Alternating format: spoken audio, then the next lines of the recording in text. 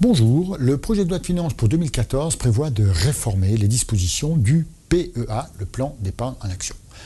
Alors, l'impact est relativement modeste dans un premier temps, puisque une des premières mesures consiste à remonter le plafond du PEA classique de 132 000 à 150 000 euros. Bon, ça c'est une première chose. Deuxièmement, on crée un nouveau PEA. Ce PEA, ce sera un PEA spécifique PME et ETI, ce qu'on appelle les entreprises de taille intermédiaire. Donc les gens pourront ouvrir un deuxième PEA, pas forcément dans le même établissement d'ailleurs, et ce PEA-là sera alimenté exclusivement avec des titres sélectionnés de PME ou de petites entreprises, et donc permettront de bénéficier d'un avantage supplémentaire, l'avantage supplémentaire étant l'exonération, comme on le sait, sur les PEA au bout de 5 ans, avec une possibilité de sortir en retrait partiel au bout d'une période de 8 ans.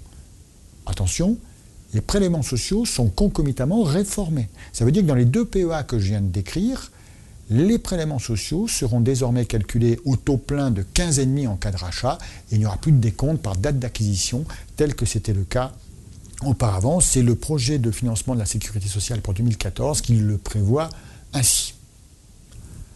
En conclusion, pour les gens qui ont un PEA qui leur permet d'avoir un cadre de capitalisation en franchise d'impôt, on pourra faire des versements complémentaires jusqu'à concurrence de 150 000 euros et ouvrir concomitamment un autre PEA avec des titres a priori plus risqués, puisqu'investis sur des structures plus modestes.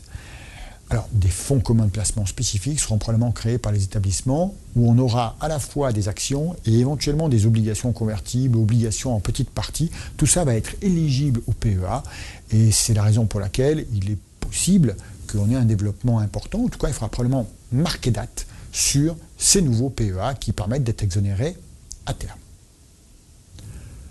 Du coup, eh bien, je crois qu'il convient de vous rapprocher de votre conseiller pour savoir si on a intérêt à en ouvrir un nouveau ou si on a intérêt à alimenter l'ancien en fonction de vos souhaits et en fonction de votre environnement patrimonial.